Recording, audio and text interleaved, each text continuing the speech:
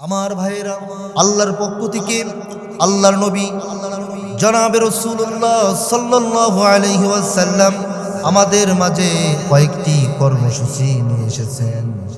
আমরা যদি কর্মসূচিগুলো যদি আমরা পালন করতে পারি, কর্মসূচিগুলো যদি আমরা বাস্তবায়ন করতে পারি, আমার আল্লাহ রব্বুল আলামিন আমাদেরকে কামিয়াবি দান করবেন।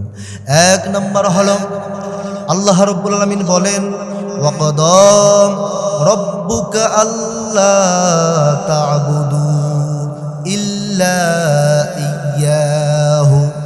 আল্লাহ তাআলা বলেন, বান্দারে তোমরা আমি আল্লাহ ছাড়া কারো ইবাদত করবা না, আমি আল্লাহ ছাড়া কারো গোলামি করা যাবে না, আমি আল্লাহ ছাড়া কারো হুকুম মানা যাবে না। আমরা একজনের হুকুম মানি, তিনি কে?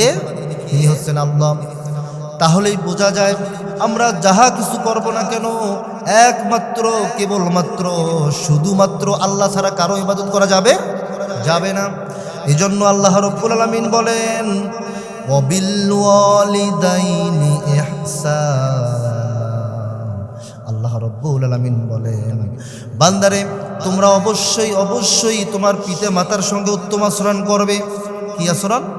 উত্তম আচরণ করবে। আজকে আমাদের বাবারা যখন গরম করে কথা বলে, কিছু বলতে চায়, সন্তান হয় বাবার উপরে চোখ রাঙিয়ে কথা বলে। তাহলে বোঝা যায় আল্লাহ রাব্বুল আলামিন বললেন, ওয়াবিল ওয়ালিদাইনি ইহসানা, অবশ্যই অবশ্যই পিতামাতার সঙ্গে উত্তম আচরণ করতে হবে। বাবা যদি রাগান্বিত হয়ে সন্তানের সঙ্গে কথা বলেন, বাবার জবাবে কোনো কথা বলা যাবে না।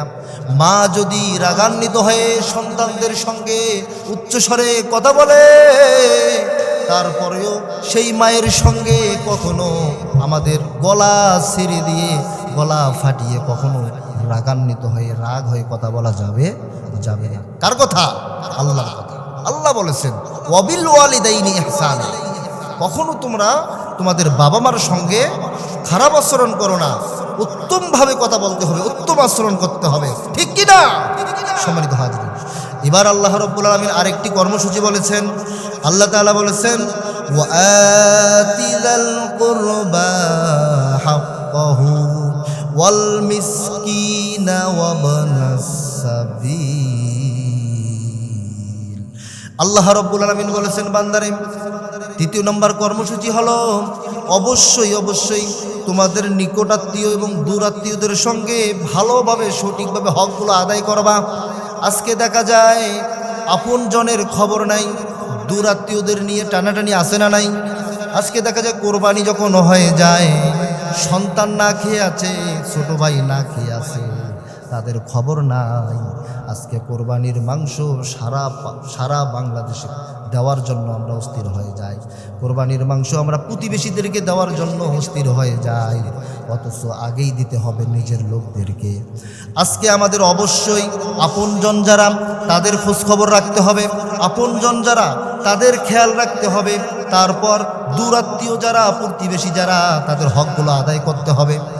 আমরা যদি নিজের আপনজনদের খবর না নিয়ে শুধু দূরাত্মীয় যারা প্রতিবেশী যারা তাদের হকগুলো যদি সঠিকভাবে আদায় করি, তুমি যত বড় হাজী সাহেব হও না কেন, যত বড় মুফতি সাহেব হও না কেন, যত বড় মুহাদ্দিস হও না কেন, এক বিন্দু তোমার কোরবানি আল্লাহর দরবারে কবুল হবে না।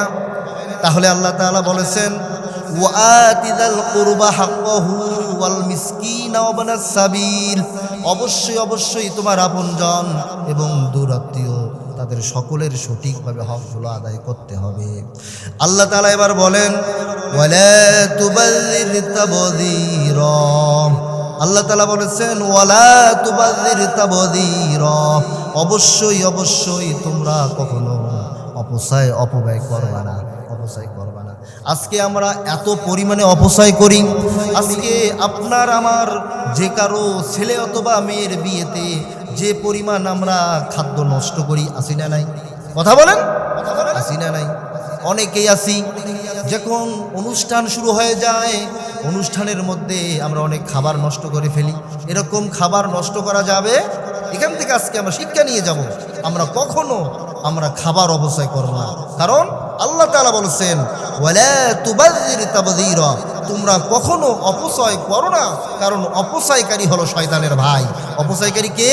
শয়তানের ভাই, কখনো আমরা অপচয় করব না।